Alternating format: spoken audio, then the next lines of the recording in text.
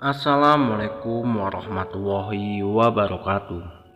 Kembali lagi dengan saya sebagai pembawa amanah, tentunya di channel kesayangan kita semua, yaitu Hamlob Channel. Para sahabat yang dicintai oleh Allah Subhanahu wa Ta'ala, dengan meyakini keberadaan hari akhir termasuk salah satu upaya beriman kepada Allah. Meyakini bahwa Allah yang Maha Kuasa dapat menciptakan sekaligus menghancurkan seluruh alam semesta dan segala isinya. Dalam hal ini, umat muslim perlu memahami dan memperluas pengetahuan mengenai hari akhir melalui surat dan ayat-ayat yang disampaikan oleh Allah dalam Al-Quran Nur Karim.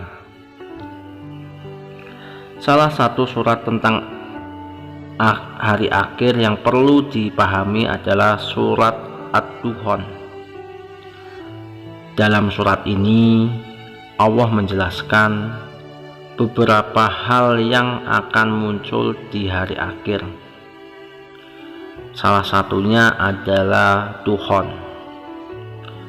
Dukhan termasuk dalam beberapa tanda akhir zaman yang dapat akan terjadi di kelak kemudian hari.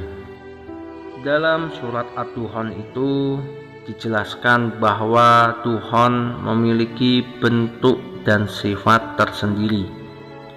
Sifat dan bentuk Dukhan ini punya banyak penafsiran. Dengan begitu, sebagai umat muslim perlu mengetahui penafsiran-penafsiran para ahli yang menjelaskan apa itu Dukhan serta bagaimana bentuk dan sifatnya. Dalam hal ini, Imam Al-Qurtubi menjelaskan penafsiran Dukhan melalui 3 pendapat. Yang pertama, Dukhan diartikan sebagai salah satu tanda hari kiamat yang belum terjadi. Pendapat yang kedua menjelaskan bahwa Dukhan merupakan khayalan yang menimpa kaum Quraisy ketika mengalami kelaparan ekstrim, sehingga orang-orang di zaman itu seperti melihat kabut asap di langit dan bumi. Pendapat ini disampaikan oleh Ibnu Mas'ud. Lalu pendapat Dukhan yang ketiga adalah pendapat dari Abdurrahman Al-A'raj, menjelaskan bahwa Dukhan adalah debu yang mengepul di hari Fatu Mekah sehingga dapat menutupi langit. Dari beberapa pendapat tersebut dapat dipahami bahwa Dukhan bisa menjadi penampakan berupa kabut atau debu yang mengepul yang akan muncul sebagai tanda hari akhir kelak. Dalam hadis, Nabi Muhammad SAW bersabda, "Tidak akan terjadi hari kiamat hingga kalian melihat 10 tanda.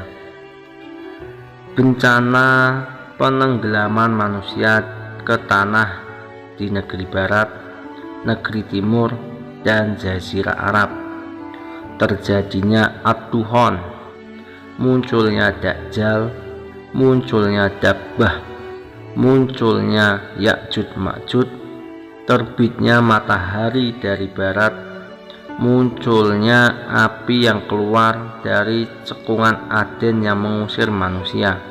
Hadis riwayat Muslim nomor 2901. Dalam hadis tersebut dapat dipahami bahwa Nabi Muhammad SAW telah menyebutkan bahwa ada Ad-Dukhan yang akan terjadi sebagai tanda datangnya hari kiamat. Munculnya Ad-Dukhan ini bersamaan dengan beberapa tanda-tanda yang lain. Dengan begitu sudah sepatutnya sebagai umat muslim kita harus meningkatkan ibadah dan memohon perlindungan Allah Subhanahu wa Ta'ala dari bahaya hari akhir yang dapat mengancam seluruh umat manusia. Banyak para ulama yang berpendapat bahwa ketika Tuhan itu telah muncul, kabut asapnya akan menyelimuti bumi selama 40 hari dan 40 malam, dan semua teknologi akan musnah.